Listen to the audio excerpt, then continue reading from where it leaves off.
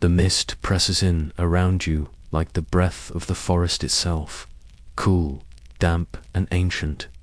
Somewhere in the dark a flute calls, shrill and lonely, its notes rising like smoke into the canopy above. You kneel on moss that's older than memory, surrounded by men with ash-darkened faces and women draped in raven feathers. A fire crackles, not for warmth, but for sacrifice. The trees do not speak, but they listen. And you, stranger from another time, are not here to understand. You are here to remember. Tonight, the veil is thin, and on the other side, something stirs. If these shadows stir something in your bones, tell me which ritual would haunt you the most. Subscribe if you wish to wander deeper into forgotten forests and sleep beside the firelight of the past. The dawn did not break.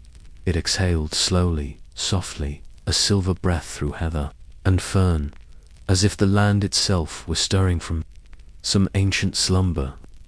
There were no rooster cries, no church bells, no ticking clocks to summon the day. Only the murmur of wind in moss-laden trees, and the hush of dew falling like whispered secrets from the leaves above. Beneath your bare feet, the soil is cool, not cold, but alive, spongy, fragrant, rooted in centuries of quiet decay. Somewhere nearby, the smoke of a dying hearth threads upward into the mist like the memory of warmth. And around you, the tribe is waking, not with voices, but with movements. Slow, measured, reverent. You are no longer in your world. You are in the world that came before it. If this ancient hush stirs something long buried in your heart, subscribe and return, when the noise of the modern world becomes too heavy to bear. What would it feel like to wake in a world where the trees held your ancestors' voices? You sit up slowly, wrapped in a hide worn smooth by the years, not stitched by machines, but softened by hands, smoke, and care. The dwelling around you is no more than a woven womb, branches interlaced like veins, the walls breathing with the wind. You see no doors, only openings, no windows, only light filtering through the thatch like sun through the ribs of a whale. A woman moves past, silent, her long braids swinging like a pendulum, her arms carrying kindling bound with wildflowers. She does not look at you, not out of rudeness, but because this world does not yet require names. You are here, that is enough. You step outside. The ground kisses your feet with moisture. Every blade of grass wears a crown of silver dew. A low hum surrounds you, not of engines or electricity, but of insects, birds, and the invisible music of roots speaking to one another. Beneath the soil, the village is barely a village, just a scattering of roundhouses with smoke-laced roofs, their breath rising like incense into the morning air. Children dart past, chasing nothing in particular, their legs wrapped in cloth, their cheeks smudged with sleep and charcoal. They do not speak. They laugh with their eyes. Beyond the huts, the forest looms, not as something apart, not a danger, not a boundary, but as a limb of the tribe itself. Its trunks are wide enough to hold stories. Its branches hold birds that sing no names, you know. You take a step toward it, then another. A shadow waits at the tree line. He stands still, wrapped in white, not bleached linen, but wool steeped in milk, ash, and moonlight. His hair is silver, not with age, but with lichen dust. A staff rests in his hand, carved in spirals, runes, and curling vines. He does not speak. He tilts his head slightly, as if he's been listening for you since long before you were born. The Druid, you do not know how you know this. No one told you, but everything in you understands. Just as rivers know the ocean, without having seen it. He turns and walks. You follow. The forest folds around you like a storybook closing. The path is not marked by sin or stone, only by instinct. You pass through birch and alder, through tangles of bramble and fern, the canopy above dappling light like melted gold across your skin. You realize, with a sudden chill, that nothing has been cut, no branch broken, no root disturbed. This path exists not because it was carved, but because it was granted. The druid pauses beside a tree older than your language. Its bark is mottled with age, with holes where woodpeckers nested generations ago. He touches it gently, places his palm against it, as if greeting a friend. Then he beckons you closer. You place your hand beside his. The bark is rough, warm. Breathing, it is not wood, it is memory. You close your eyes. A sudden wind stirs the canopy. Leaves flutter like startled birds. You smell something beneath the moss, something old and wet, like blood and honey. For a moment it feels as if the tree is speaking, not in words, but in pulses, slow, deep rhythms, like a heartbeat buried in the hill. You open your eyes. The druid is already walking. The next clearing is not a space, but a silence. Ringed in stone, carpeted in clover, it is the kind of place no bird dares sing in. At its center sits a mound, small, moss-covered, with flowers growing from it. In perfect symmetry, you kneel without being asked. The druid does not explain. He simply lifts a handful of soil and lets it fall through his fingers. The dust of ancestors, the bones of forgotten beasts, the ash of last year's fires. You do the same, and the earth accepts it. Back in the village, the day has begun to ripple. Outward, a child is grinding grain between stones worn smooth as riverbed pebbles.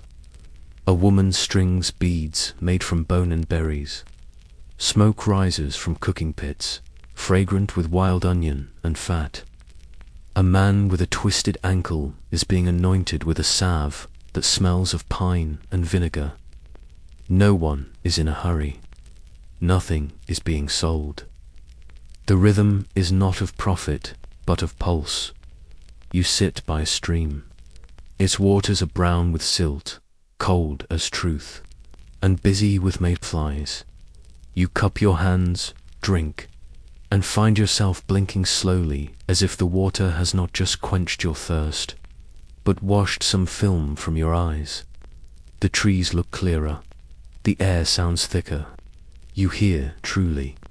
Hear the low creak of a raven's wings as it passes overhead.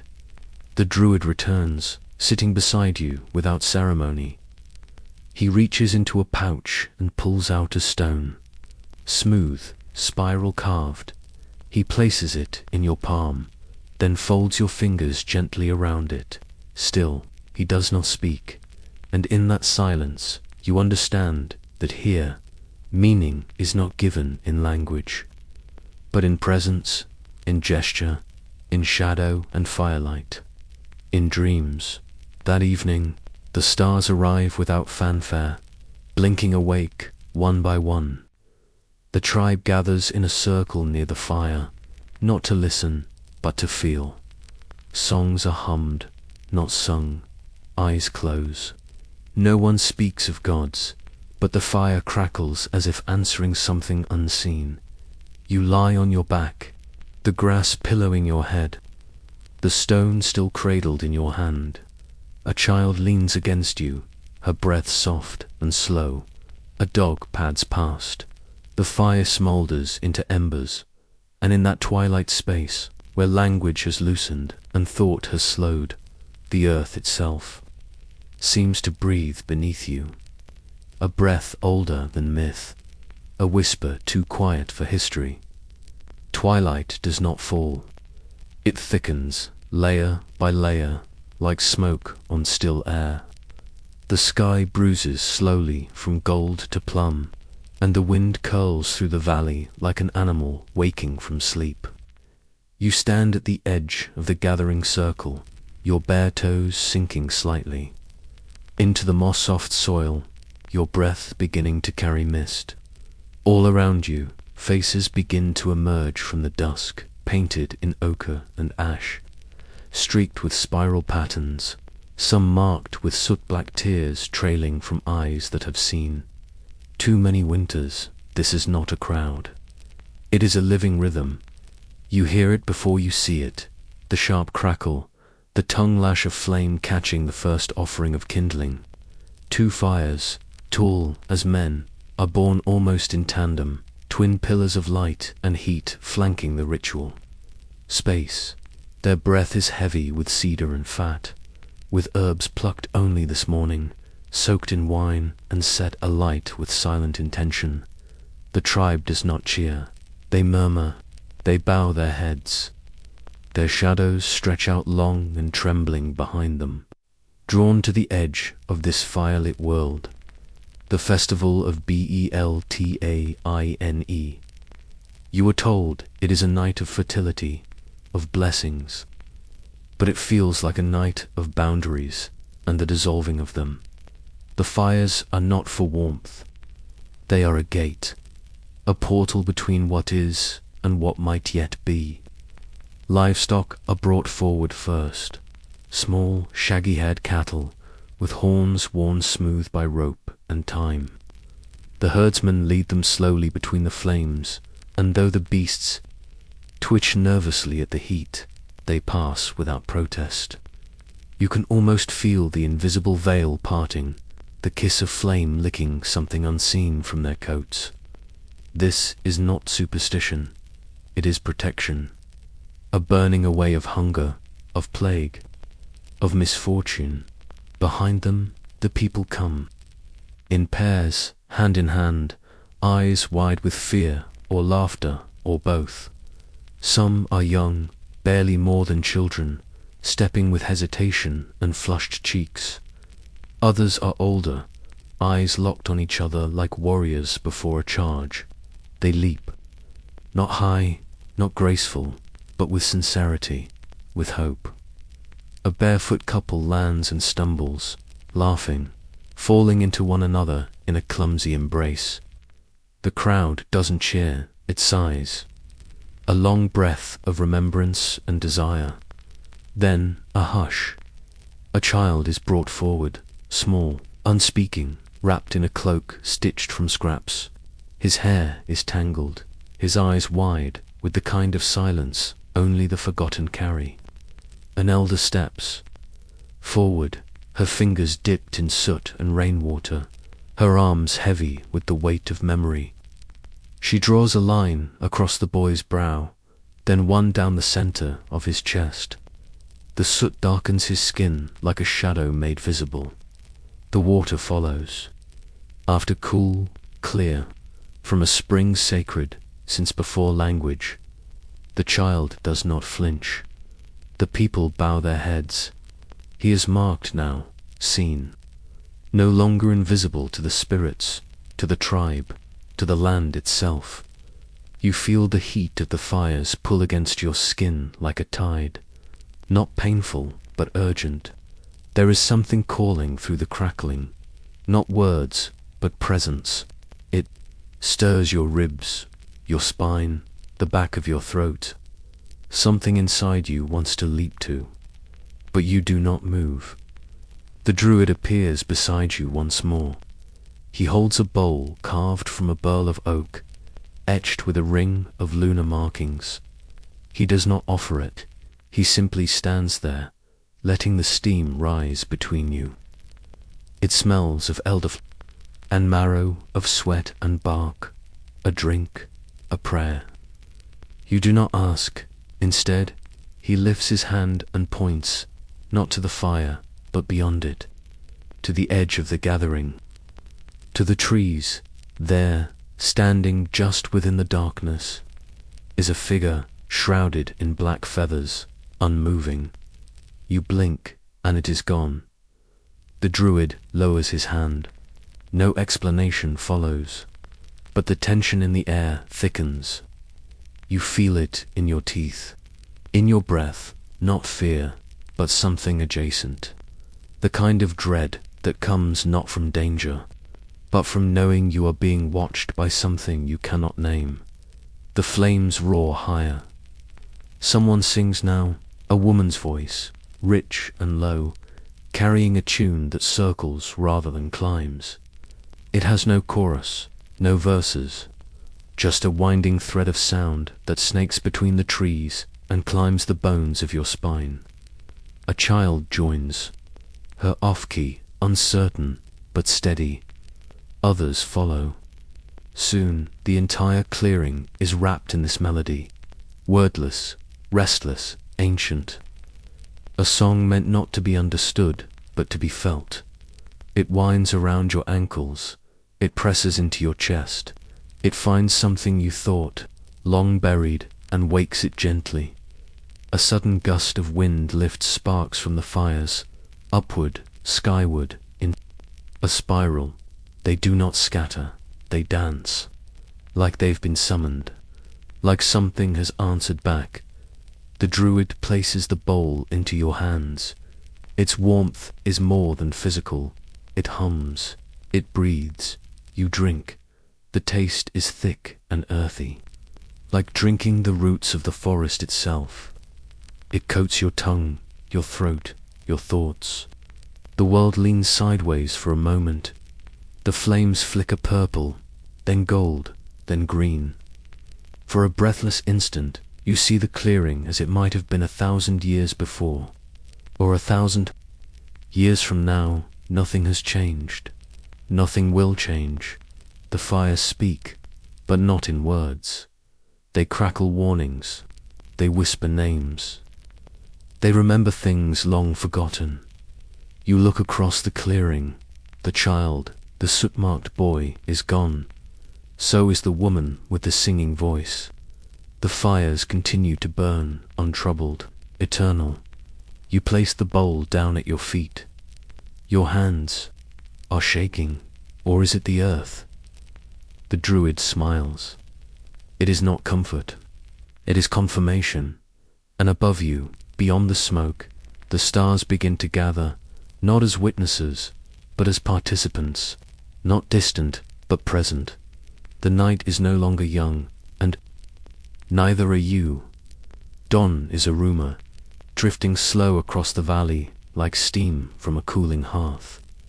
You wake not with a jolt, but with the soft return of breath, as if the night had held you gently, then whispered you back into your bones. The embers of last night's fire still glow faintly, tucked beneath ash like coals sleeping beneath. Snow, smoke clings to your hair, your skin, your memory. You stretch your limbs beneath a sky soft with mist and begin to walk. The grass licking at your ankles, the earth pliant and forgiving beneath your feet. The forest receives you in silence. You pass through damp underbrush and bramble-heavy hollows until you reach a clearing that feels paused. No birds sing here, no insects hum. Even the air seems to hesitate. At its center stands a great oak, not tall but wide, its branches twisted like the limbs of an old storyteller, each not a tale, each hollow a whisper. Moss clings thick to its bark, and the roots erupt from the soil like ribs of something long buried. You do not need to be told. This is a sacred place. You are not alone. Figures move through the low light, cloaked in rough linen, faces calm as stone. Druids. One carries a woven basket of dark earth. Another holds a blade, not for war, but for ritual, its edge dulled by reverence. None look at you, none speak, but you are allowed here. That much is clear. The druid from before stands at the base of the oak, his hands resting against its bark. He presses his forehead to the tree, as one might to a tombstone or a mother's chest. A moment passes, then another. He steps back and gestures gently to the earth beneath the roots. You kneel. The soil is dark as blood, soft, spongy, rich with decay and life. You dig, slow, careful, and there, only a finger's depth beneath the surface, you find them bones, not scattered, not careless, arranged, wrapped in cloth so old it dissolves under your touch, revealing ivory kissed with ochre and time. Nearby lie antlers branching, bleached, and a shard of stone etched with lines that spiral like water, circling a drain. This is no grave in the modern sense, no coffin, no cross. This is an offering. A conversation. The druid places his hand beside yours, and together you uncover more. The skeleton of a bird, ribs of a deer, teeth worn flat from age or famine. A child's doll, carved from driftwood, its face barely visible beneath centuries. Of earth, none of it feels morbid. Everything here is in balance. You understand, without being told, that this is not about death. This is about debt. Every animal taken for food, every tree felled for shelter, every favor asked of the gods, it all demands answer, not payment, but reciprocity. You do not take, you exchange. Above you, the branches creak softly, though the wind is still. The oak listens. You reach forward and place your own hand flat against a stone slab resting just beside the offerings, its surface weathered warm. You expect it to feel cold. It doesn't. It feels aware, as if 100 hands before yours had left something behind, something lingering. The druids begin to hum, low, slow, and circular, like a song without a beginning. You close your eyes. In the dark behind your lids, you see the great wheel, the seasons turning, animals being born and devoured, storms passing over fields of barley.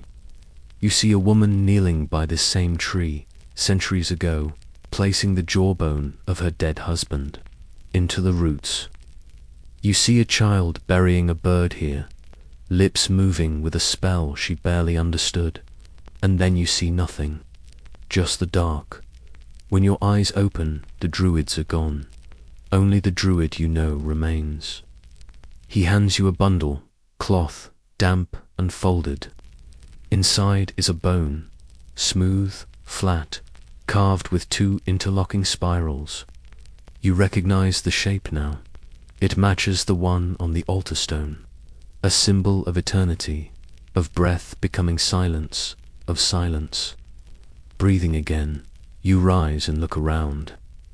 The forest still does not speak, but it doesn't need to. The message is carved into its bones. You walk slowly back to the village. The path feels different now. Each root is a gesture, each stone a word. The fire circle still holds traces of the night before, footprints in the ash, half-burned herbs, scattered like memories. Someone has begun to prepare food.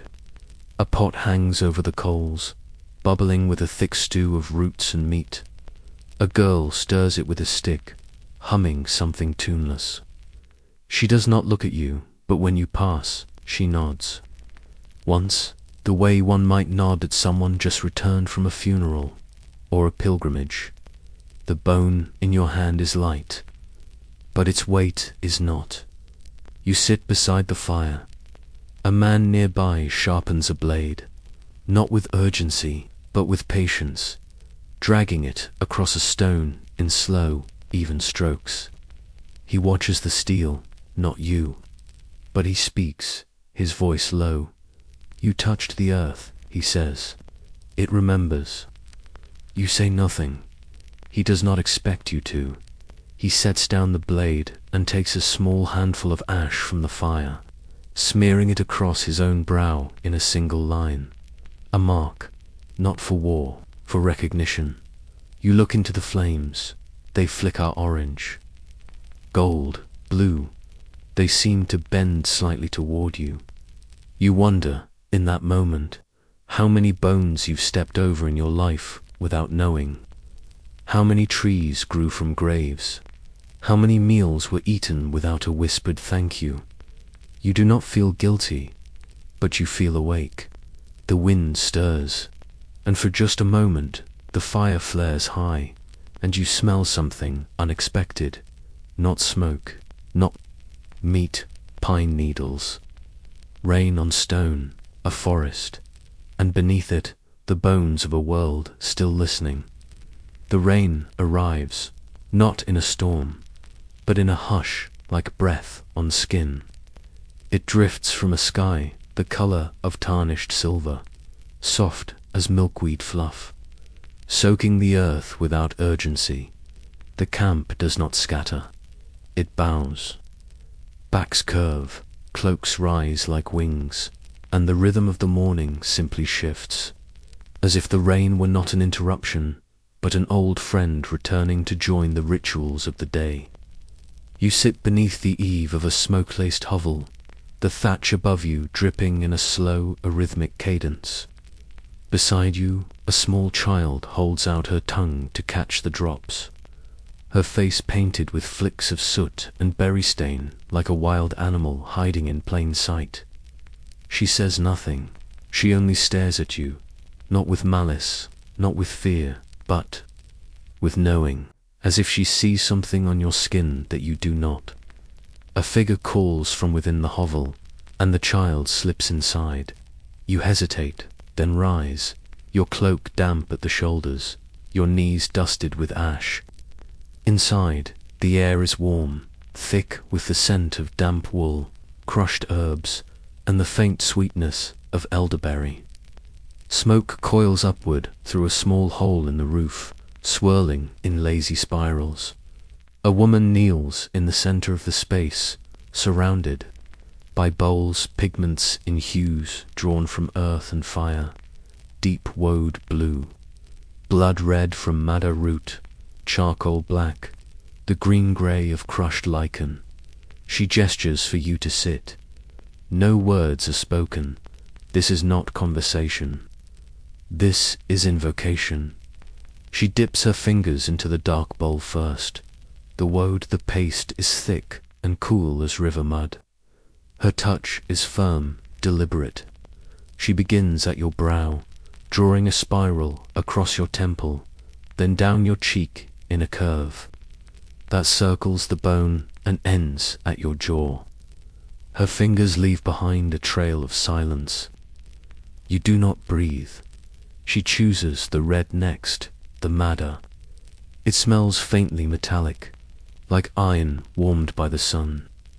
She paints a single line across your chest, just below the collarbone, then another at your throat. The black comes last, not in streaks, but in small dots, one beneath each eye, one at the base of your left ear, and one pressed gently into the hollow of your throat. Each mark is a word, but not in any language you've ever learned. This is the language of place, of sky and stone, of those who walked before and those who will walk after. The woman leans back and studies you, not critically, just completely, as if reading a pattern you hadn't realized had always been written on you, waiting to be seen. A mirror is passed to you, not of glass, but of polished bronze, warped, dull, but enough. You see yourself, and yet you do not. The face that looks back is no longer the one you brought with you. It is older, wilder, marked not for beauty, for belonging. Outside, the rain slows to a soft mist. You step from the hovel into the dim light, the cool air touching the paint like a blessing. No one stops to gawk. No one claps you on the back or names you as new, but heads turn just slightly, a few nods. One woman places her hand over her heart as she passes. A boy offers you half of a roasted root without asking your name. You walk through the camp, each footprint squelching softly in the wet earth. You feel no different, and yet everything has shifted. You pass the fire circle now, a nest of coals. The druid is there, seated cross-legged, his staff resting across his lap like a sleeping serpent. He watches you approach. He says nothing, but his gaze flicks briefly to your cheek, to your throat, to the line at your chest. He inclines his head. You sit beside him. The smoke rises between you. You see it now. He murmurs. His voice is low, rasped by time and laced with moss. You nod. You do see. Not just the tribe, but the net that holds it. The web of meaning strung between every mark, every gesture, every silence. He reaches into a pouch and pulls out a small disc, bone etched with a spiral. He places it in your palm. It matches the markings painted on your temple. It means to walk in two worlds, he says, to carry memory through fire. You do not ask what he means. You feel it. In your ribs, in your blood. You tuck the disc into your cloak and rise as you walk. The world seems brighter, not because the sun has returned, but because your eyes have learned to see more than light. You notice a girl tying colored thread into a branch, a man carving a symbol into his walking stick, a dog with a painted stripe down its nose, lying on the grave of someone unnamed. The marks are everywhere, in the trees, in the stones, on skin, and fur and bone. Each one a note in a song you've only just begun to hum. You pass a mirror of water pooled in a stone hollow. You kneel. Your painted face ripples. A bird calls overhead. And for a moment, you feel as though something ancient and kind has turned its gaze toward. You dot not to judge, but to remember. Evening folds across the hills like a cloak spun from smoke and lavender light. The mist has returned, drifting low and slow through the valley, weaving between trees like the fingers of a dreaming god. The air is soft, damp with silence, not the silence of emptiness, but of breath held, of footsteps, muffled, of old things waking just beneath the surface of the world. You walk with the tribe now, not behind, not beside, but within. Faces around you are painted, not in celebration, but in reverence. Hands carry bundles, small gifts, the sacred mundane, honey in beeswax combs, bread still warm from the hearth, polished stones glinting faintly with mica, feathers wrapped in twine, strands of hair bound in knots of grass. The earth rises ahead, gentle at first, then suddenly steep. A hill, but not a natural one.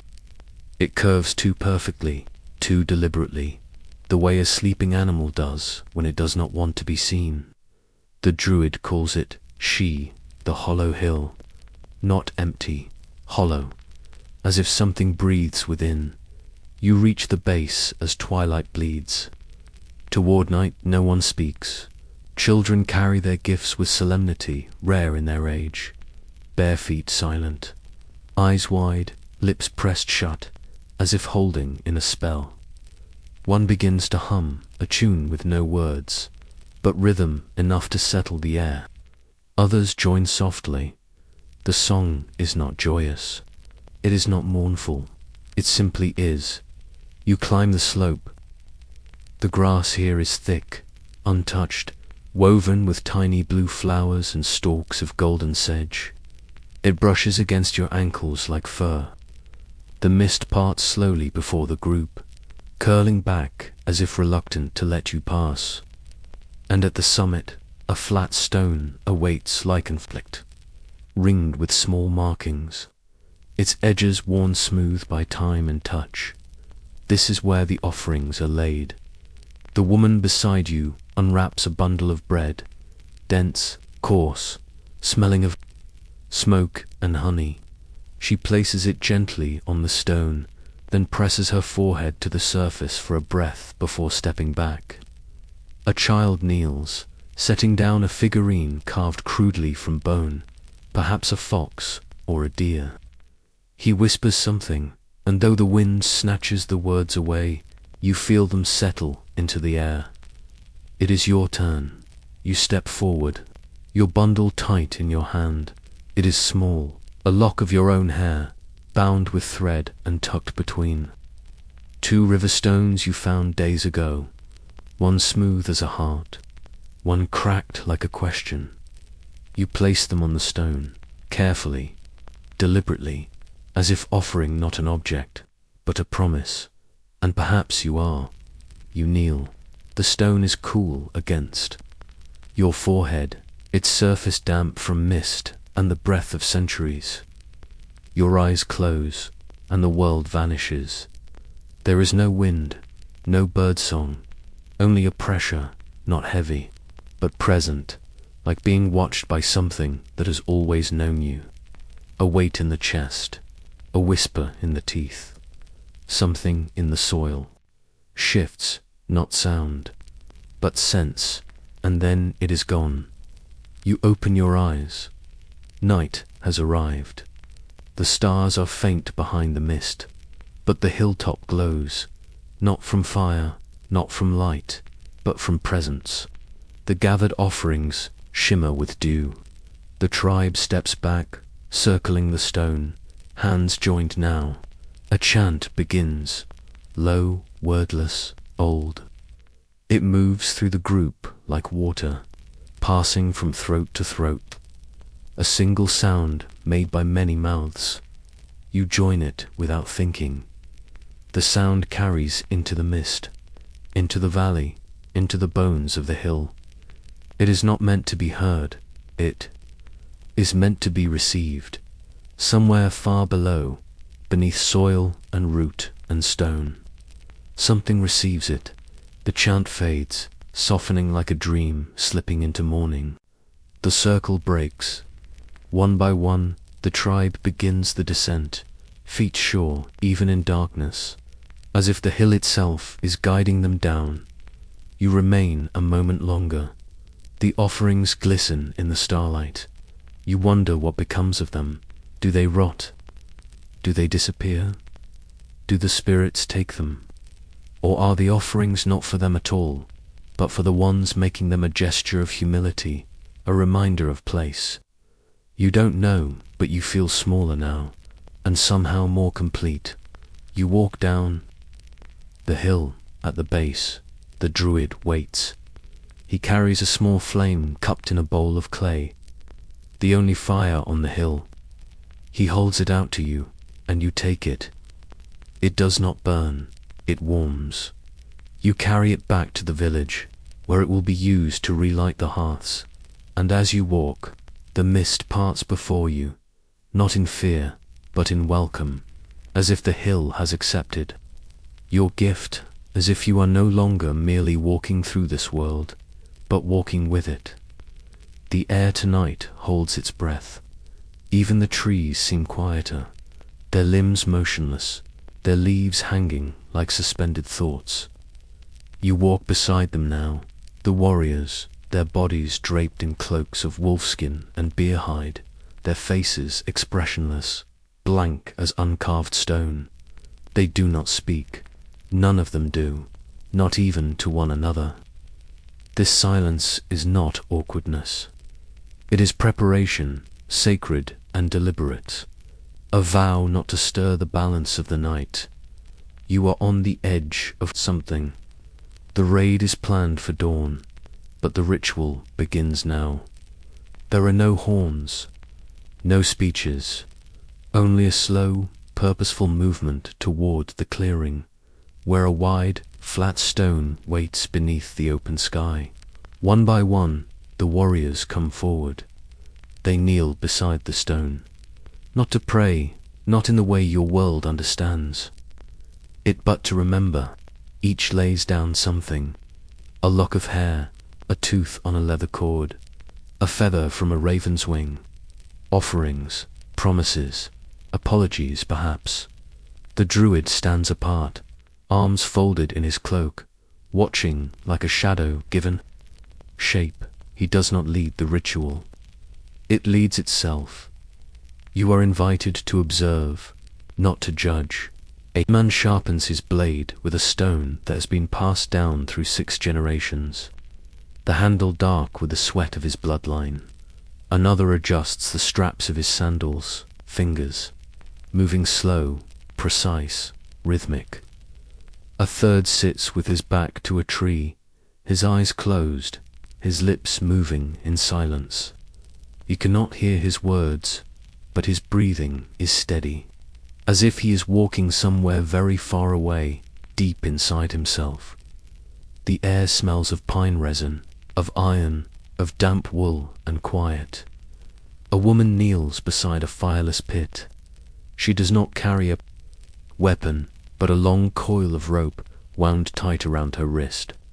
Her eyes are lined with woad, her hair streaked with ash, her lips moving in soft cadence.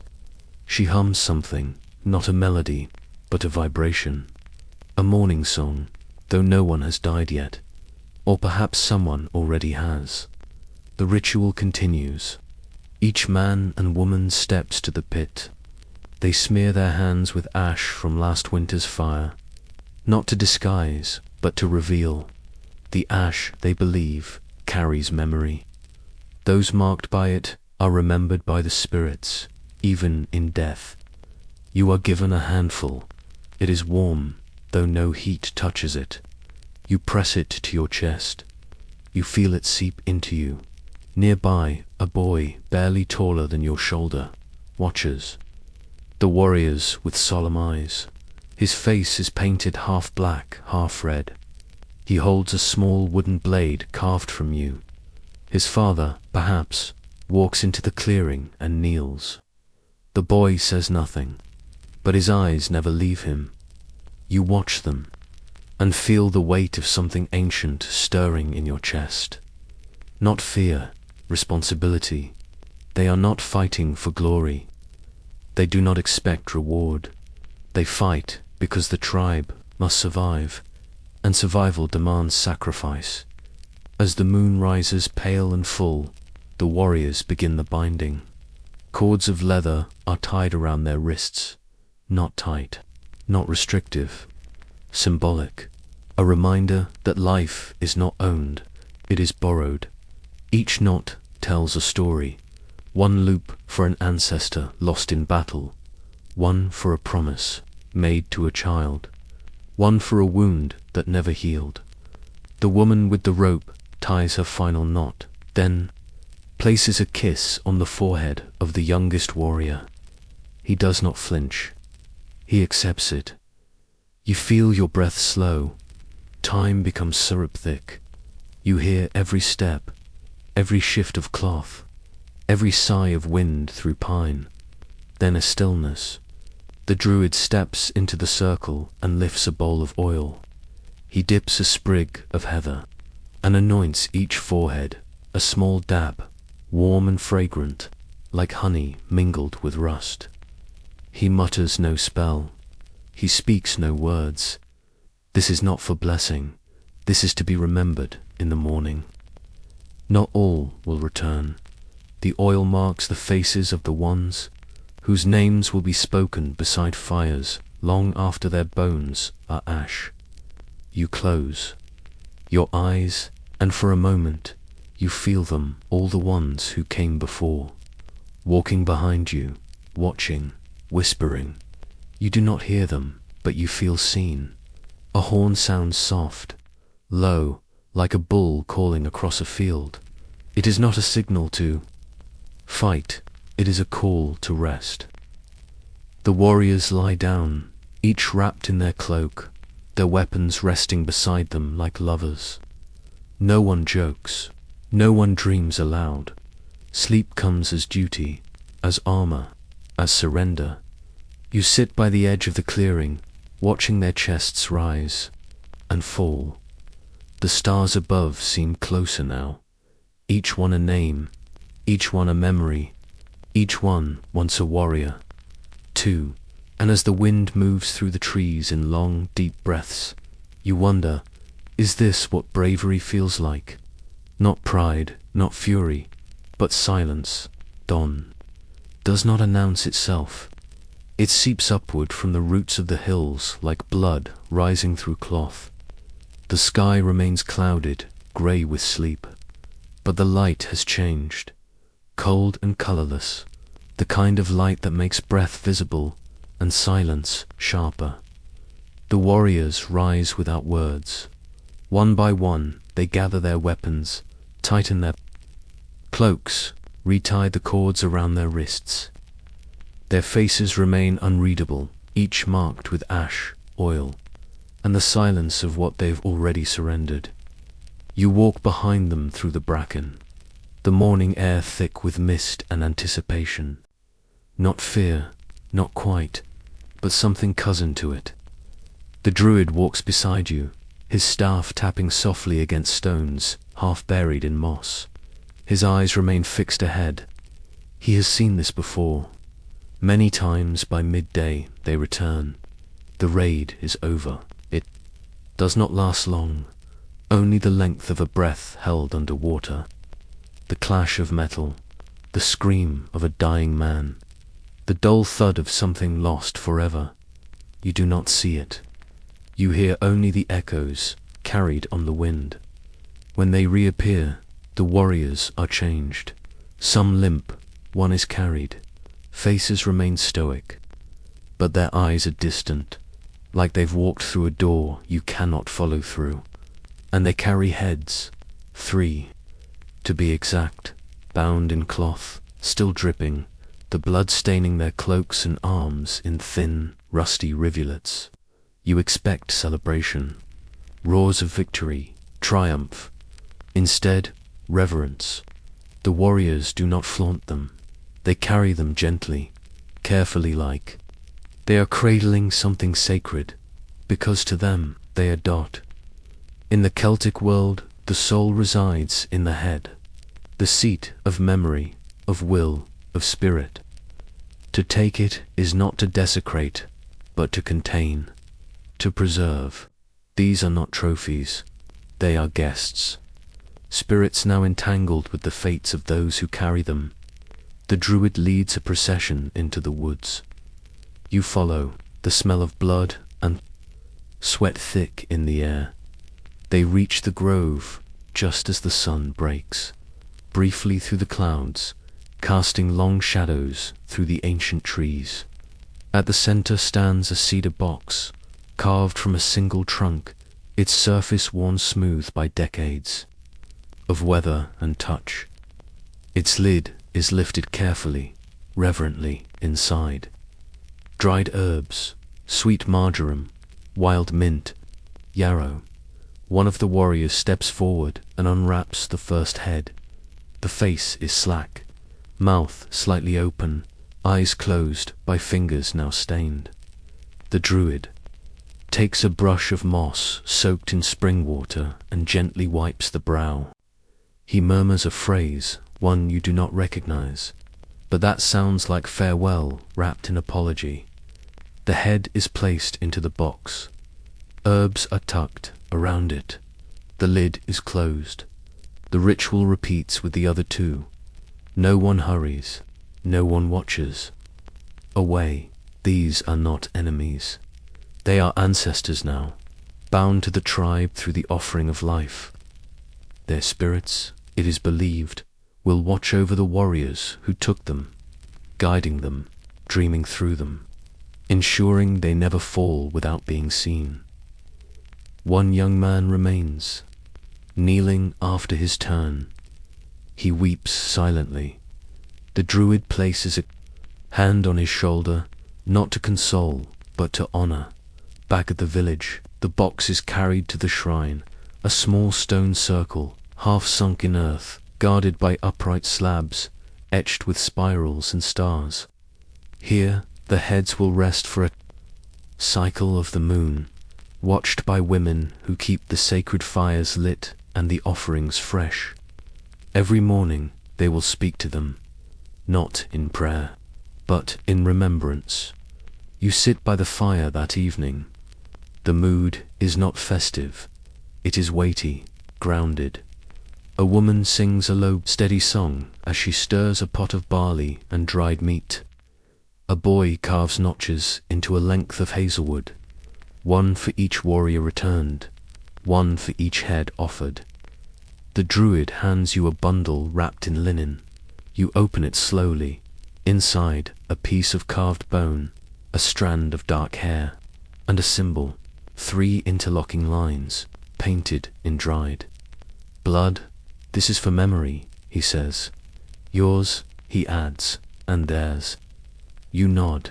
You understand now. To live here is not to forget the dead. It is to carry them in your stories, in your silence, in the place behind your eyes where no one else can walk. You fall asleep that night with the scent of herbs still on your skin, and in your dreams you see faces, not angry, not afraid, just watching. The storm rolls in without warning, not thunder, but pressure, a low hum beneath the bones. The sky thickens until it swallows the stars, and the air becomes wet with tension, not rain, not yet, just the breathless stillness that comes before something breaks. You sit near the fire circle, the flames licking at the darkness, casting long shadows that seem to stretch and bend of their own accord.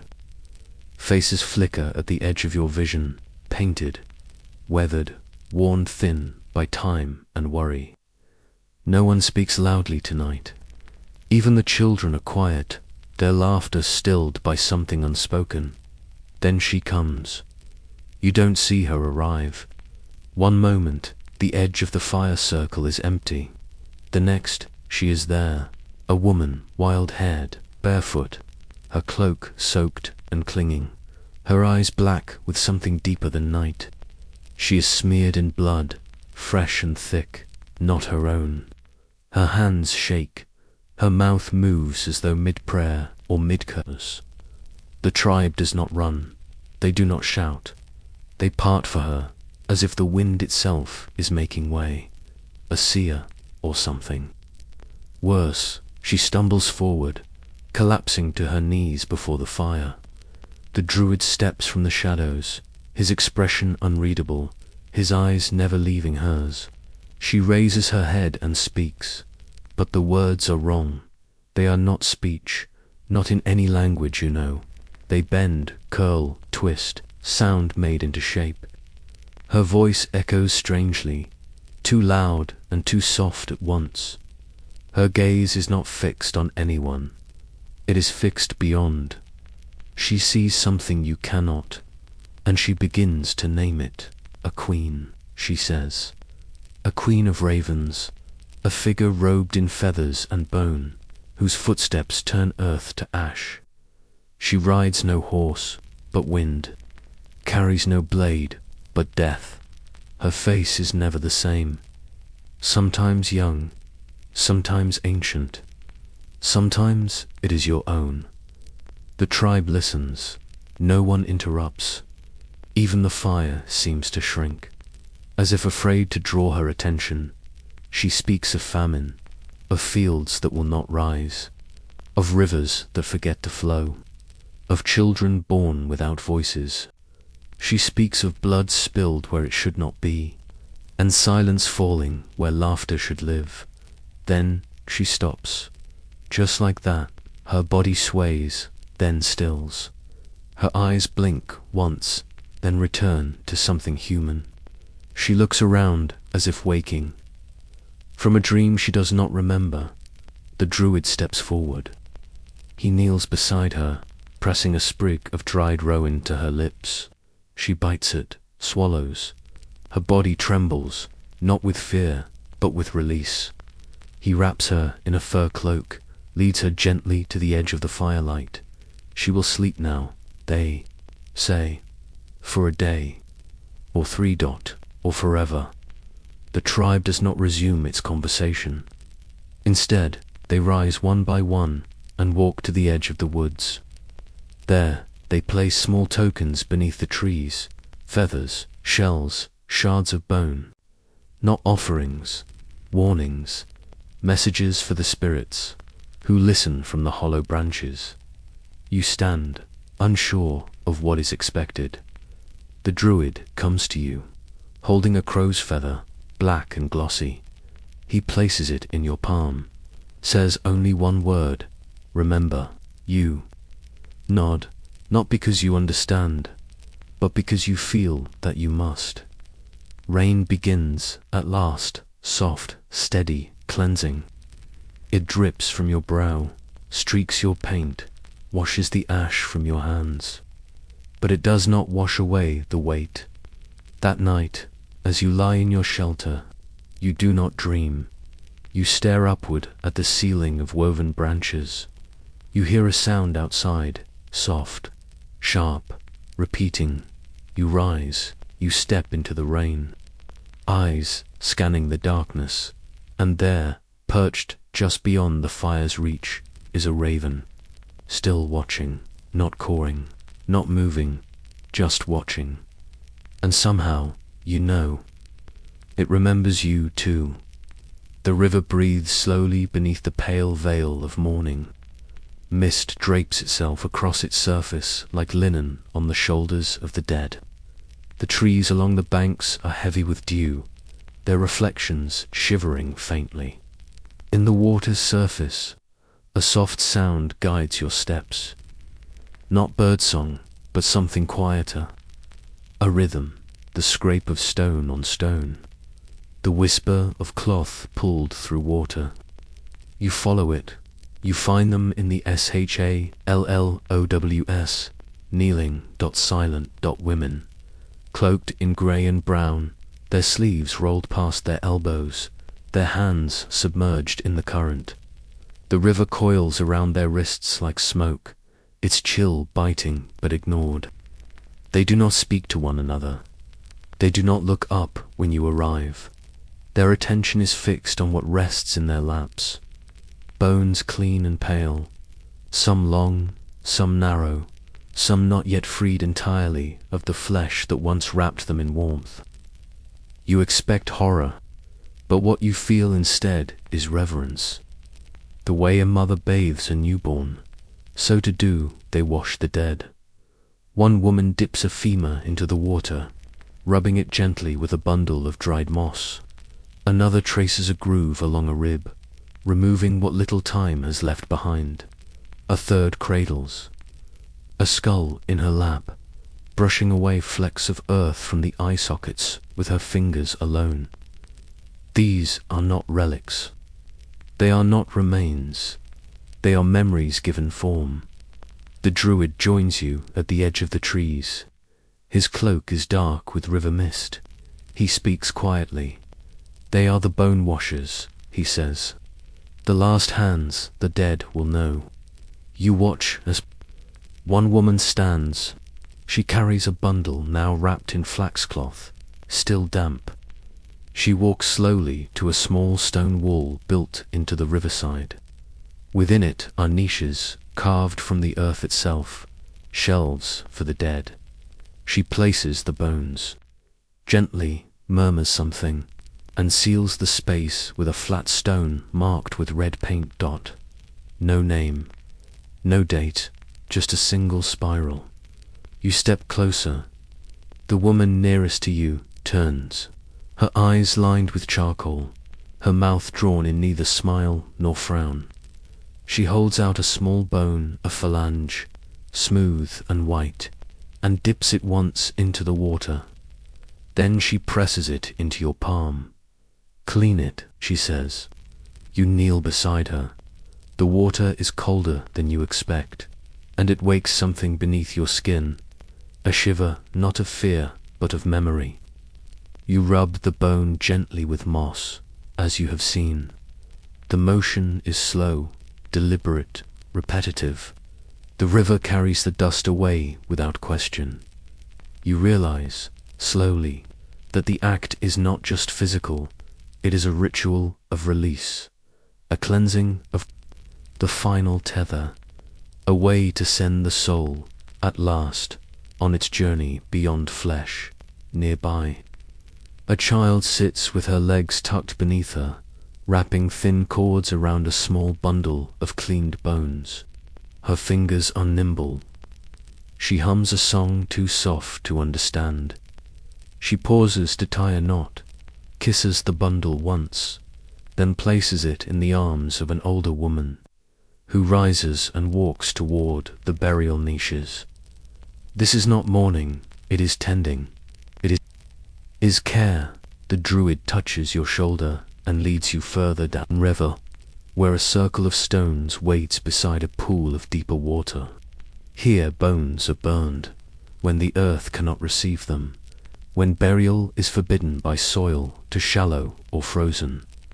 The fire has long died, but the ash remains. You kneel and sift it through your fingers.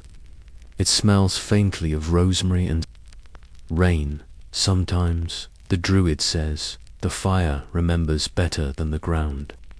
You stay a moment longer, listening to the water's endless song, then you return to the washers.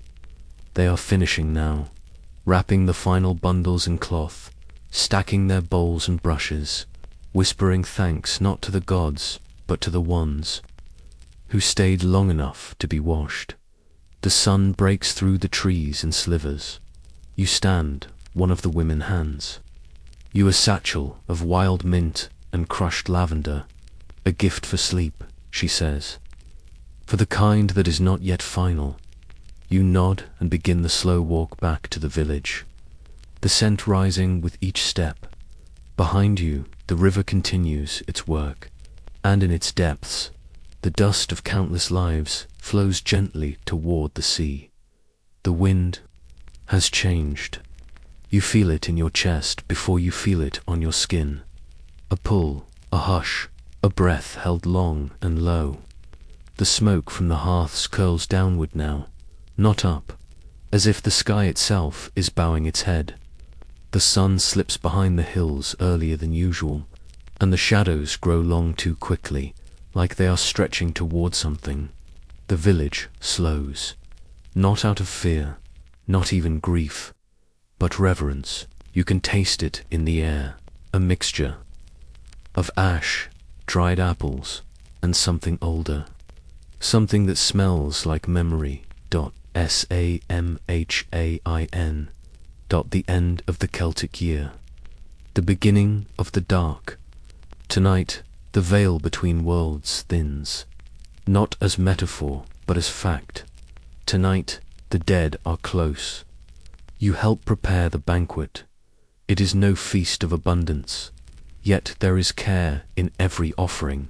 Honey-baked roots, oatcakes, dotted with dried berries, mead poured from a skin as old as the druid's eyes, roasted turnips carved with crude faces, their flickering light casting strange shadows across the long table. There is no meat tonight, no blood. This is not a feast of flesh. It is a meal for spirits, and spirits, they say, die not on taste, but on intention. The table is laid beneath the open sky, beneath the ancient trees that have watched over births and burials alike. Empty places are set among the living, rough wooden bowls filled and untouched, spoons resting gently atop them. You are told not to speak above a whisper once the sun vanishes completely. Laughter must be muted. The dead must not feel mocked or forgotten. They arrive silently, not in form, not in shape, but in weight. You feel them before you see them. The temperature drops, the fire dims, and suddenly the air is crowded, like walking into a room filled with people just as the door closes. You sit beside a woman. Her hair is braided with heather, her cloak lined with rabbit fur. She stares at the bowl before her, speaking softly, not to you, but to it. To my husband, she says, who fell on a field of wheat and still visits me in dreams. She lifts a spoonful of stew to her lips, tastes it, then lays it down. Her eyes close. To my mother whispers another voice down the table, who taught me which mushrooms would not kill us. A man raises his goblet of mead. To my brother, he says, who drowned before the thaw, and still hums in the spring water. You do not know what to say, so you listen. That is offering enough. Children walk between the seated, dropping dried petals onto laps and shoulders. A small boy places a flower in your hand, wilted, soft, pale as milk. He says nothing, only looks past you for a long moment, then moves on. You do not turn to see what he saw. Some things, it seems, are not meant for waking eyes. The druid approaches, holding a bundle of herbs, sage, thyme, elderflower. He passes it across the fire, the smoke curling up and then down again, as if drawn to the bowls of the dead. He nods once at you. Speak if you must, he says, or be still. Both are prayers. So you speak. You do not know to whom. Perhaps a grandparent whose face is a photograph you never understood. Perhaps a friend you lost without saying goodbye. Perhaps to someone not yet born. But your words come out like breath, on a mirror, soft, uncertain, vanishing, and the fire listens. The meal ends slowly. No plates are cleared. No candles blown out. Everything remains untouched until sunrise. You rise with the others, stepping back from the table. Some cry quietly, some smile. One man begins to hum a tune that no one knows but everyone recognizes, like a lullaby. From a past life, the druid circles the table once, casting a powder made from ground bone and ash. He walks clockwise, sealing the space with silence.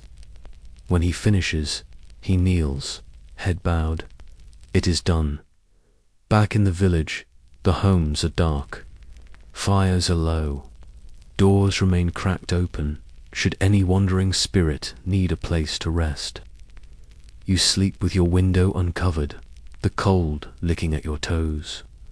Your dreams full of faces that do not speak but simply watch.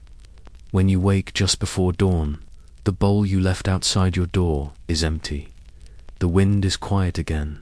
The year has ended, and something new, something older than light, has begun. The frost glows faintly under your feet, crunching like brittle glass beneath worn leather soles. Dawn has not yet come, but the stars are beginning to dim, their watch nearly done. The sky is the pale color of bones buried long ago. You move without question, following the druids into the trees, 5 of them in single file, wrapped in cloaks the color of storm clouds, their staffs tapping gently against stone and root. They say nothing. They do not look back. You are meant to follow, and you do. The forest breathes around you, thicker now, quieter. Even the birds have stopped. Eventually, the trees open onto a wide, sloping field, the grass stiff with ice. At its center rise the mounds, 5 of them, each perfectly shaped, smooth like the knuckles of a buried hand. There is no fence, no altar, just a ring of standing stones around the tallest mound, each one moss-covered and leaning slightly, as if nodding to one another in secret. This is the path, not a road, a spiral, cut not into the surface, but into the memory of the land. The druid lifts a length of cloth and gently covers your eyes. Darkness falls softly. There is no fear in it, only the kind of quiet that hums beneath thought. You are led to the starting point, the outer edge of the spiral. A soft hand touches your shoulder once, then nothing.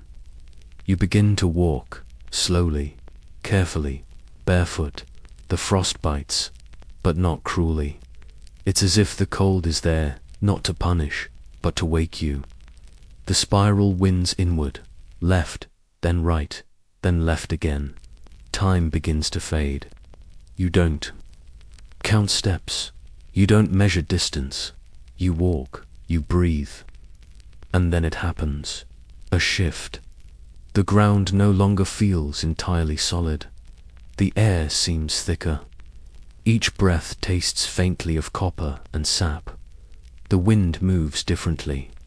Not around you, but through you. You begin to hear things, not words, not voices, more like memory in motion. Laughter not your own, crying from a lifetime ago. The clatter of hooves on wet stone. The smell of fire on wool. You keep walking, you pass something. A presence, not hostile, not familiar, just watching. You nod your head, instinctively, respectfully. The spiral grows tighter. The path narrows. Suddenly your feet hit stone cold, flat still, the center. You stop, there is nothing here. And yet everything this is not a destination. It is a threshold. You stand there blind, in the center of the spiral. And for a moment you feel no body, no name, only the pulse that binds you to the earth beneath and the sky above. The Druid once said that this was the place between breath and silence, between heartbeat and stillness. The path is not for travel, it is for remembering. You kneel. The frost soaks into your skin, but you do not shiver. You inhale, and the scent of time fills your chest.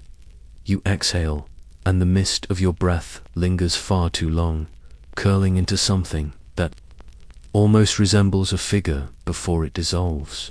Then, a hand, warm, familiar.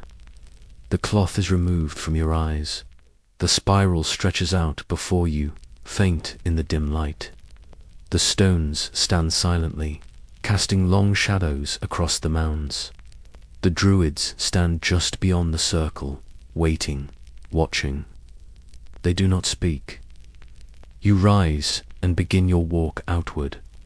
Everything has changed. The same turns, the same steps, but the spiral is no longer a path. It is a returning. Each step is a note in a song. You hadn't realized you knew. Each breath hums with something older than voice. As you reach the edge, the sun breaks over the hills, not with force, but with grace. The frost melts beneath its touch. Steam rises from the stones. The Druid steps forward and hands you a small stone, smooth and flat, carved with a single spiral. You entered, he says. You nod. You returned, he adds, and you understand. The spiral never ends. It only widens. The cave mouth yawns before you, like the open throat of a forgotten god. Its breath is cool and damp, tinged with the scent of moss, iron, and something deeper. Not decay, not rot, but age. A sacred age. The kind of stillness that makes even the wind slow down. The Druids have brought you here not to teach, but to reveal. No words will be spoken beyond this point. What you see, you carry alone. You step inside. The light fades behind you. Your eyes take time to adjust. The world narrows to the sound of dripping water, the faint shuffle of feet on stone, and the flicker of torchlight reflecting off walls slick with ancient damp. The walls pulse with mineral color, red ochre, green lichen, veins of quartz like frozen lightning caught in stone. The path winds downward, deeper, deeper, until there is no more sound except for breath and fire. At last, the chamber, a round hollow in the heart of the hill, where the ceiling hangs low and stalactites point like teeth from the mouth of the earth. In its center, the cauldron. It sits on 3 black stones, its iron belly wide and smoke-stained, steam rising slowly from its lip like the sigh of a beast asleep. Around it, herbs lie in heaps, some dried and crumbling, others freshly plucked, still weeping their sap into the soil. You recognize none of them. Their scents strike the senses in strange ways. Sweetness followed by bitterness, the smell of flowers chased by metal and dust. The druid stirs the contents with a carved staff, then withdraws. A cup is filled. You are handed the vessel stone, heavy, etched with spirals and stars. The liquid is thick, dark, warm. You lift it to your lips. The first sip is bitter, like ash and bark, then sweet syrupy, cloying, then strange metallic, earthy, almost like blood. It burns, but not in your throat. It burns behind your eyes. In your chest, the air begins to move differently. The cave tilts, or perhaps you do. You close your eyes and you fall. Not downward, inward. The darkness shifts. Colors unfold, not seen, but felt. Gold that tastes like thunder, blue that smells like moss after rain. You are no longer sitting. You are standing on a field of bones that hum with light. Above you, a sky of antlers. A stag steps forward. Its eyes are galaxies. Its breath carries the weight of names long lost. It speaks no words, but its gaze pierces your memory. You see a child, not your own, but somehow known, standing in the doorway of a fire-lit hut, holding a bowl and waiting for a voice that will never return. You see hands planting seeds, fingers caked with soil and hope. You see blood spilled not in battle, but in birth. You see a woman weaving hair into thread, a man crying at the base of a tree, a body returned to the river. Then fire, not destructive, illuminating. You walk through it and emerge into a forest of stars, where voices rise from beneath. Your feet singing not in any tongue, but in longing. Your heart beats louder, not faster, louder. You feel it echo into the soil. You are not dreaming, you are remembering. And then, silence, a vast aching stillness, the kind that comes after a truth too large to carry in words. You open your eyes, the cave returns, the torchlight flickers, the cauldron steams. The druids do not ask what you saw, they do not need to, they hand you a cloth to wipe your face. Only then do you realize you've been crying, not from sorrow, from recognition. The druid offers you a small pouch filled with herbs, a charm, a reminder. You clutch it tight as you follow the torchlight back through the winding corridor, up toward daylight. When you emerge, the sky is full of cloud and crow. The wind smells of time, and your body feels like it's no longer only your own. The night is gentle, the kind of soft darkness that does not threaten but holds, like the space between heartbeats. The moon hangs low and full, swaddled in a veil of drifting clouds, its pale light brushing the hills in silver. The fire burns low in the center of the village, not roaring but glowing, a quiet flame, as if it too understands the gravity of the night. The air smells of sweet grass, wool warmed by body heat, and the faint spice of dried lavender strung from the boughs overhead. Tonight is not for war, not for harvest or sacrifice. Tonight is for binding. You are guided to a glade near the edge of the woods. There two figures stand before the fire, a man and a woman, their hands empty, their eyes steady. Their faces are bare of paint, their clothing simple. She wears a crown of woven ivy, he wears none. Around them the tribe gathers, forming a wide ring, each person holding a single sprig of heather or rosemary. No drums beat, no chants rise, only the silence of belonging. The druid steps forward in his hands. A ribbon, red and green, twisted like ivy around bark, faded from many years of use. He speaks not of forever, not of vows carved in stone, but of the turning of the wheel. A year and a day. That is the promise, long enough for the seasons to pass, long enough to see one another in both, plenty and lean.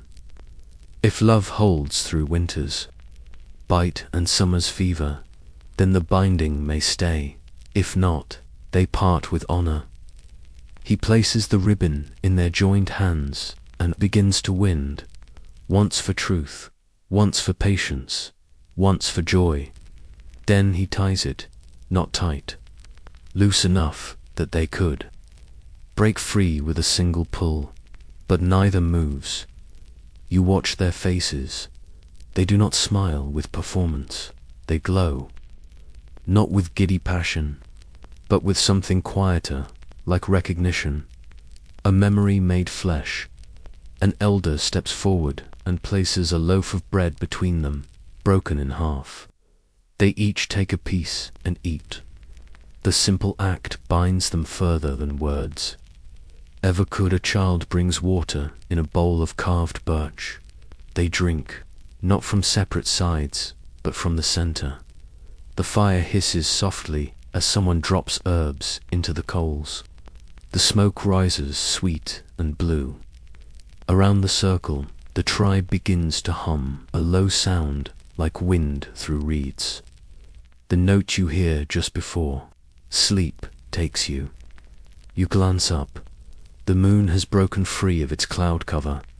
It casts its full light down upon the couple, igniting their faces in silver. Their eyes meet. They are not alone. They are not lost. And in that gaze, you see the entire story of this people, not in battle or fire, but in choosing again and again to walk alongside another.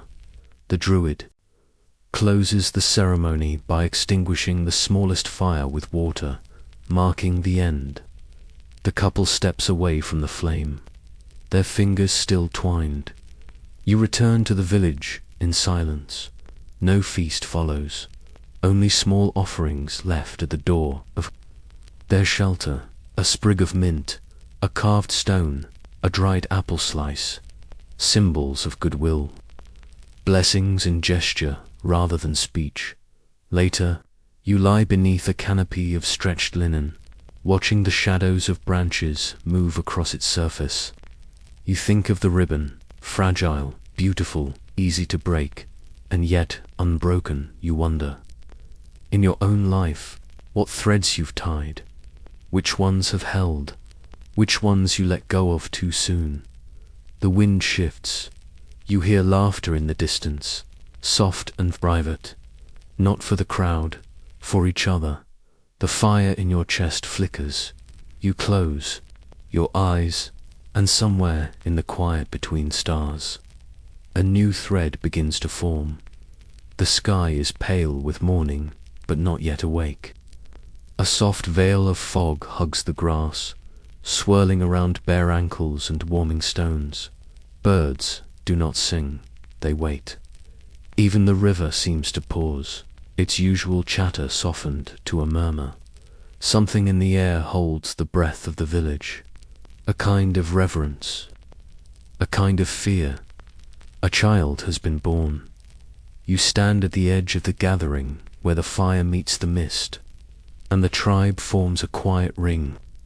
In the center, a woman sits cross-legged on a hide of soft deer fur. Her face is tired but glowing, with the heat of recent pain. In her arms, the child, swaddled in linen, skin flushed with newness, mouth searching for comfort. There are no cheers, no declarations. This is not a moment for noise. It is a moment for naming and names. Here are not chosen. They are revealed, one by one. The elders step forward. Each bears a token, a symbol of the name they carry. The first places a feather into the bowl beside the fire. Rian, she says, little king, for the way he holds the silence in his fist. The second lays down a river stone, worn smooth by time. Kale, he offers, like the stream that cuts the mountain. Others follow Fiok, Taran, Bran, names born from weather, from bone, from stars and sorrow. Each suggestion is laid gently beside the fire, a humble offering to the unknown. The druid stands last. In his hand is a twisted piece of driftwood, its knots curled like clenched hands. He holds it aloft. No name yet, he says. The wind has not spoken. He kneels before the child, closes his eyes. Silence deepens, even the fire stills. You watch the smoke rise, thin and silver, spiraling upward as if listening. The leaves above rustle, not from wind, but from knowing. A hush falls, and then a breeze. Only one, it sweeps across the fire circle, lifting hair, flapping cloaks, stirring the ashes. It is not strong, but it is sudden. It touches the child's cheek. He sneezes. Everyone laughs, softly, with relief. Even the druid smiles. The wind has spoken, he says. He reaches into his pouch and pulls out a scrap of dyed leather, etched with a single glyph, curved like a river's bend, sharp, like a raven's cry. Talon, he says, born of breath. The mother repeats it. Tal-un. She presses the name against the child's forehead like a seal, and from that moment, it is his. The tribe rises. Small gifts are left beside the mother, a bit of salted cheese, a charm made of bone, a sprig of rosemary, tied with red thread. These are not gifts for the child. They are gifts for the journey he begins now. You linger as the gathering disperses. Talon sleeps in the crook of his mother's arm, mouth open, tiny fingers wrapped around the frayed edge of her cloak. You look down at him and see something familiar, not in his face, but in the way the firelight plays across his skin. He glows like a memory waiting to happen. The druid steps beside you. You too were named. He says quietly, long before you arrived. You nod, unsure of your own name now. The path back to the woods is soft with new dew. Each step feels lighter, but not because you carry less, because you carry something sacred now. The knowledge that names are not labels, they are invitations, and the wind remembers every one. The forest waits for you. It does not call, it does not whisper, it simply waits, as if it knew this moment would come long before you did. The village lies behind you, soft with sleep. The fire has burned low. The mist clings to your shoulders like a shawl spun from breath. You walk barefoot, as instructed. No weapon, no light, no food. Only the clothes on your back, and the silence in your chest. It is a rite, but not one of proving, one of listening.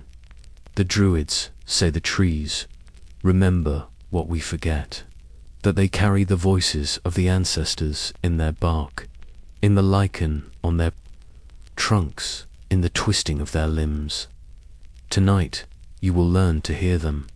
The path vanishes quickly, the brush thickens, the ground soft with moss and leaf. You do not look back. There is no need. The forest folds around you like a closing hand, not to trap, but to hold. Branches reach overhead, knitting together to block the stars. The darkness becomes complete. The air dampens, sound narrows. Even your own heartbeat feels quieter. You find a clearing dot, small, circular. A pool of moonlight rests there, filtered through the trembling leaves, the only light for miles. You sit in its center, cross-legged, spine straight, hands open, the way they showed you, and then you wait. The wind passes once light, curious, ruffling your hair like a parent might. Then nothing, a long stretch of stillness.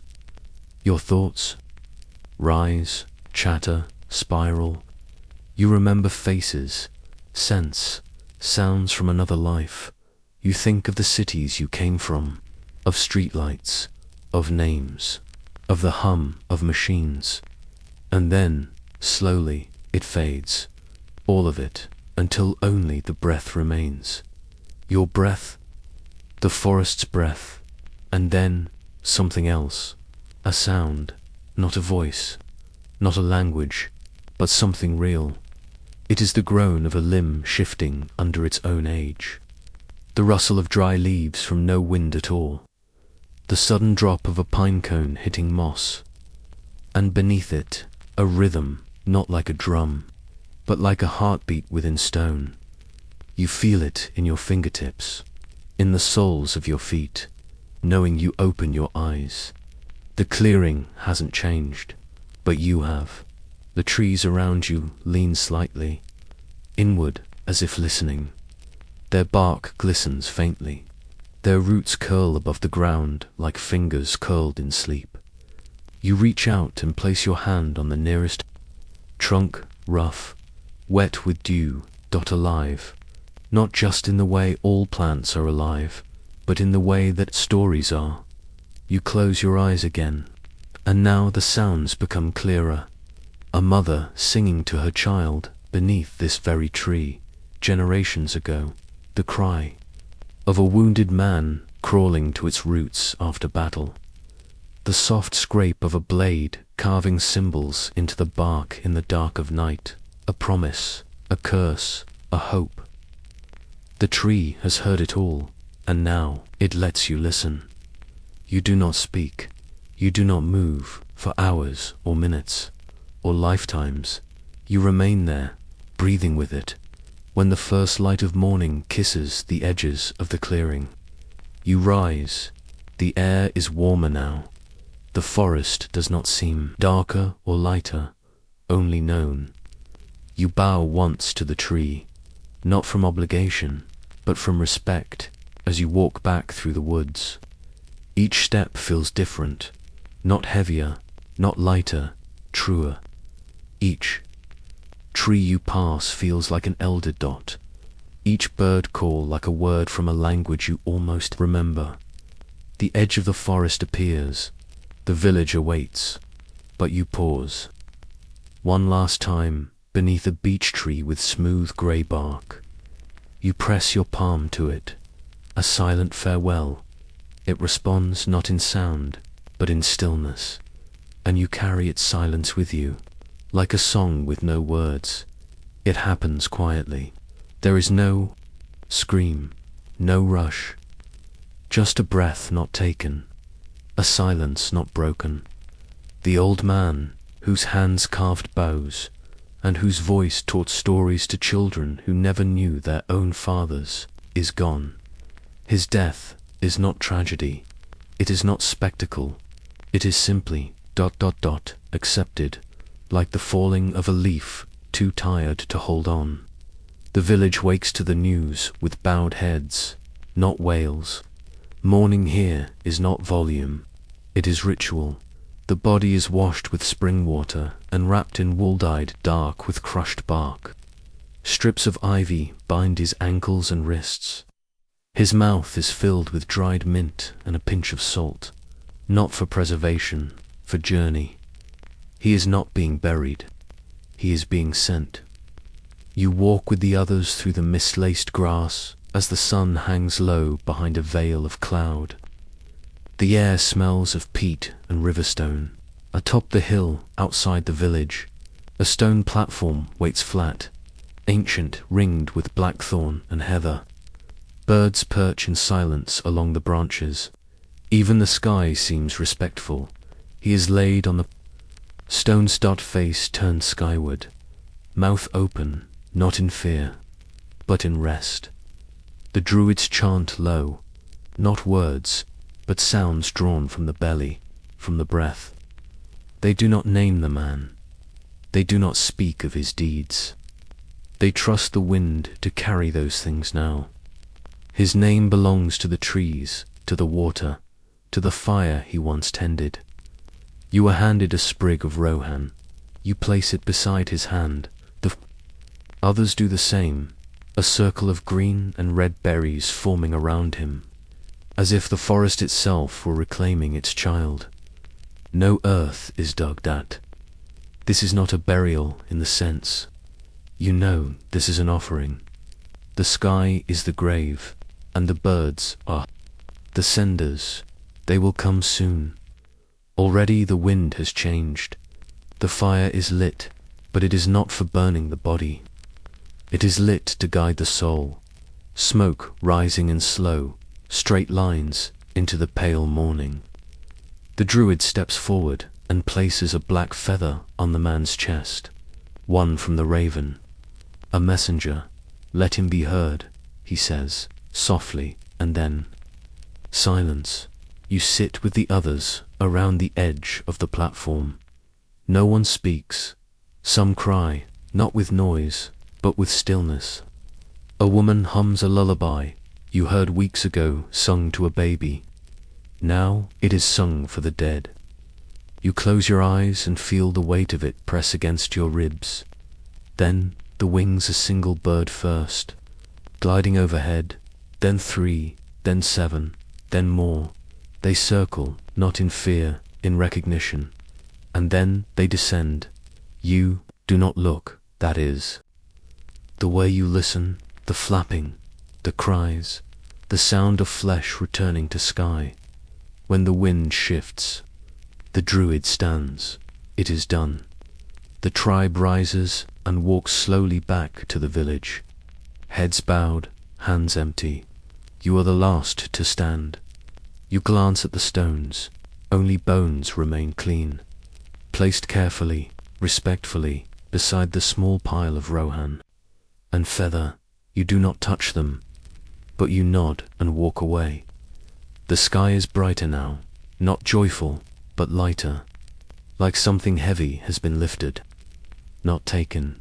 You return to the hearth that night and sit beside the fire. The druid joins. He says nothing. You say nothing, but the silence between you feels full, like the space where a story used to be and where, perhaps, another will grow. The wind is sharp today, not cruel but clean. It scrapes gently across the cliffs, tugging at cloaks and hair, carrying with it the scents of heather, brine, and the distant smoke of a fire long tended. You follow the path upward, climbing slowly along a ridge that bends like the spine of some great, slumbering beast. Below, the sea moans against the rocks in rhythmic sighs.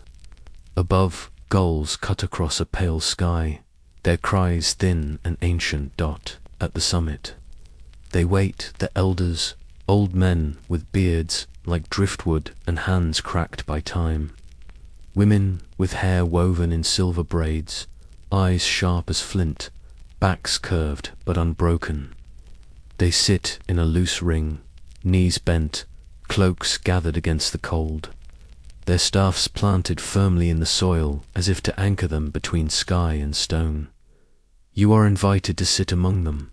You kneel on a patch of moss, damp and fragrant, your breath forming soft ghosts in the air. In the center of the circle lies a simple drawing, traced in the earth with a blade of bone, a spiral, the same as the one you saw carved into stones, painted on skin, woven into baskets. But here it feels heavier, deeper, like a truth that has waited all your life to be named. An elder speaks, not loud, not grand, just steady. This, he says, pointing to the spiral, is the only shape the world knows. He traces it again, slowly, fingertips sinking into the earth. Life does not march forward, it turns, it returns. What was once mother becomes child. What was once stone becomes seed. Another elder leans forward, her eyes like storm clouds. My brother died before my first moon. My son was born in the winter after. He dreams of rivers he has never seen, calls birds by names I never taught him. They nod. This is not strange to them. This is the circle. You listen as each elder speaks, offering fragments, a deer that returned each spring to the same clearing, a girl born with the same mark as her grandmother, a melody hummed by a dying man that had not been sung for 50 years. Their stories do not prove the circle. They are the circle. The druid arrives, barefoot cloak flapping in the wind. He carries a bundle of branches, rowan, ash, and holly. He sets them at the center of the spiral. Then he lights them. The fire is small but fierce. Its smoke rises straight into the sky before being caught by the wind and pulled away. The flame crackles. Sparks rise. The spiral glows. You have walked the rites, the druid says. You have seen the fire, felt the earth, heard the dead. He looks to you, and what do you believe? You are not asked to answer aloud. The question is not for the elders. It is for the earth, for the sky. For you, you stare into the spiral, now half turned to ash, and you feel it, the echo of your own breath in the wind, the beat of your heart in the distant rhythm of the sea. You understand. Nothing ends here. It only changes shape. The druid steps back. The elders rise, slowly leaning on staffs, on one another. On memory, they begin to hum, low and steady, not a song, a pulse. You join it, and the wind carries your voice into the vastness. Back to the village, you walk slowly. The sea still sighs, but now it sounds less lonely. You look at the trees and see their spiraled growth. You watch a dog chase its tail. You remember the spiral, path beneath the mounds, everything turning, everything returning. You sit by the fire that night and trace the shape into the ash. With your finger, the circle that never breaks, the story that never ends. The night is heavy, with stillness. Not the stillness of sleep, but of something about to end or begin. The fire burns low, coals glowing like the last embers of a long-held dream. You wake before the call, as if your body already knows. The sky is dark but not empty. Stars hang like questions waiting to be asked. You rise, and someone is there, waiting in the shadows. The druid, he does not speak. He beckons you with a tilt of the head, and you follow past sleeping shelters, past the last curl of smoke, into the heart of the forest. The trees make no sound. The path is one you have walked before, but now it feels different. Not new, but deeper, as though something beneath the roots has shifted to welcome you. A clearing, a circle of stones, smaller than the others, surrounded by ash trees with pale, silken bark. A cloak waits there, draped across a wooden frame, its black feathers glistening with dew, its hem woven with wild herbs, threads of nettle and flax, and tiny bones sewn like runes into the lining. It is not just clothing, it is a passage. You step forward. The druid lifts the cloak and drapes it over your shoulders. It is heavier than you expect. The feathers whisper against your skin. You feel their memory, the wind beneath wings, the softness of prey, the chill of open sky. The herbs release their scent in bursts. Rosemary, sage, yarrow, sharp, cleansing. He ties the cord at your throat and steps back. Others emerge now, not the whole tribe, only those who have seen what you have seen. The ones who heard the trees speak, who dreamed in the spiral, who placed something of themselves in the cauldron and drank. They nod, not in greeting, but in recognition. They have stood here before, and you will stand here again. The druid begins to circle you, scattering a powder of crushed bark and dried petals. The smoke rises, the air thickens. You close your eyes. He speaks softly, his voice low and smooth as the river in late spring. You came a stranger. He circles. You stayed as witness. He circles again. You leave now as one who remembers. Wind stirs, not from the trees, from within. You feel your heart beating slower. Your feet sink deeper into the soil. The feathers on your back twitch, not from the breeze, but from something waking inside you. You are not transforming. You are being returned to yourself. You open your eyes, and the world is brighter, not in color, in clarity. The lines of the stones are sharper. The moss on the bark gleams. You hear the heartbeat of the forest, the soft, steady thrum that has always been there, beneath the wind and birdsong. Beneath your own breath, the tribe begins to hum, a single, low note, joined by another, and another, a resonance that enters your bones. It does not rise, it deepens, until it feels like the sound is coming from within you. You hum too. The druid steps forward one last time and places a small object in your hand. Stone, carved with a spiral, wrapped in leather cord. Your memory, he says. For when the dream begins to fade, you clutch it tightly, then turn. There is no procession, no applause, no farewell. You walk alone, back through the woods, back past the sleeping village, past the river that watched you once before.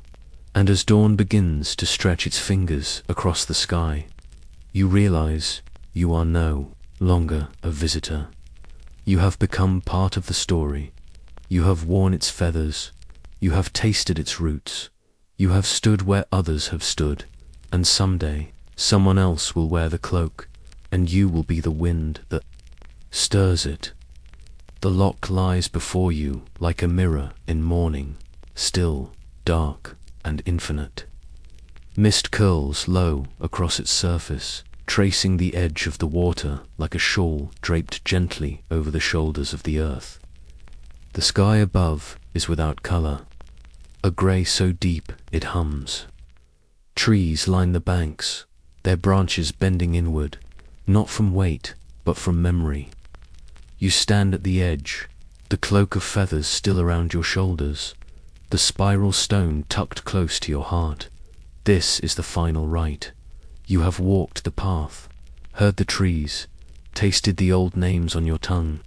You are not the same as when you arrived. And this lock, they say, remembers everything. The druid stands beside you, silent. He carries nothing. This is not his moment. It is yours. He nods toward the flat stones just beyond the shore, slick with moss and lichen. You step barefoot onto them, the cold of the stone meeting your skin like truth. You carry a small bundle. Within it, your offering dot. Could be anything.